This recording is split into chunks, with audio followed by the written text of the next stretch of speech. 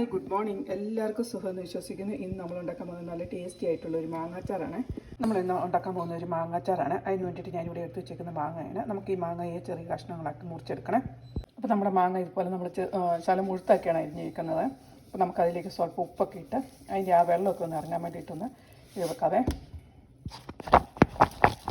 അപ്പം നമുക്ക് ഇനി എന്തൊക്കെ സാധനങ്ങളാണ് വേണ്ടതെന്ന് നോക്കാവേ. നമ്മളൊരു പാൻ എടുത്ത് ചൂടാക്കാൻ വെച്ചിട്ടുണ്ട്. അതിലേക്ക് നമുക്ക് സ്വല്പം എണ്ണ ഒഴിച്ച് കൊടുക്കാവേ.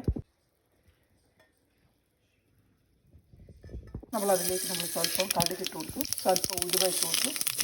നമുക്കതിലേക്ക് നമ്മുടെ വെളുത്തുള്ളി ഇട്ട് കൊടുക്കാവേ. നമ്മൾ അരിഞ്ഞ് വെച്ചേക്കുന്ന മുളക് ഇട്ട് കൊടുക്കാവേ.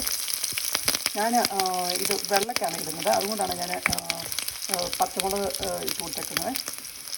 ഇനി അതിലേക്ക് നമുക്ക് ഞാനൊരു ചെറിയ ഇഞ്ചി അരിഞ്ഞിട്ടുണ്ട്, അതിട്ട് കൊടുക്കാതെ.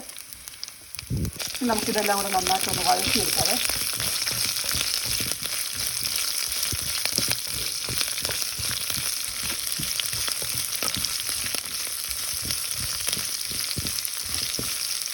നമുക്ക് ആവശ്യത്തിന് ഉപ്പ് ചേർത്ത് കൊടുക്കാതെ.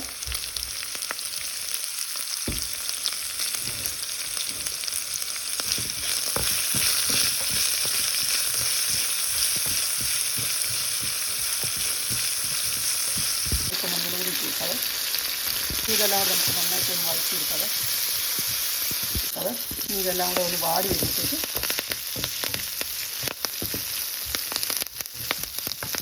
ഇതിലേക്ക് നമ്മൾ അരിഞ്ഞ് വെച്ചേക്കുന്ന മാങ്ങ ഇട്ട് കൊടുക്കാതെ. ആ മാങ്ങയുടെ വെള്ളമെല്ലാം കൂടെ നന്നായിട്ടൊന്ന് ഇളക്കി യോജിപ്പിച്ചെടുക്കാതെ.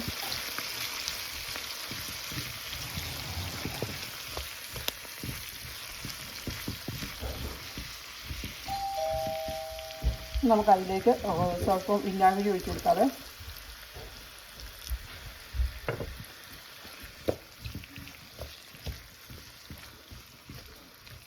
ഈ മാങ്ങ ഇത് വാടി വരുമ്പോഴത്തേക്ക് ഒരുപാട് വേവൊന്നും ചെയ്യല്ലേ, ഒന്ന് വാടി വരുമ്പോഴത്തേക്ക് നമുക്ക് ഇത് വാങ്ങി വെക്കാവുന്നതാണ്. അപ്പോൾ നമ്മുടെ മാങ്ങയൊക്കെ നന്നായിട്ട് വാടിയിട്ടുണ്ട്. ഇനി നമുക്ക് ഇത് അധികം വെന്തൊന്നും പോകല്ലേ, അത് നമുക്ക് വാങ്ങി നമുക്ക് നമ്മുടെ ചില്ലിട്ട കുപ്പിയിലേക്ക് ഇട്ട് വെക്കാം. 2 ദിവസം കഴിഞ്ഞ് കഴിയുമ്പോൾ നമുക്ക് എടുക്കാവുന്നതാണ്. നല്ല ടേസ്റ്റി ആയിട്ടുള്ള ഒരു മാങ്ങ അച്ചാറാണ്. അപ്പോൾ നിങ്ങളെല്ലാവരും ഇതുപോലെ ഉണ്ടാക്കി നോക്കണം. എന്നിട്ട് ഫീഡ്ബാക്ക് അറിയിക്കണം. Thank you for watching.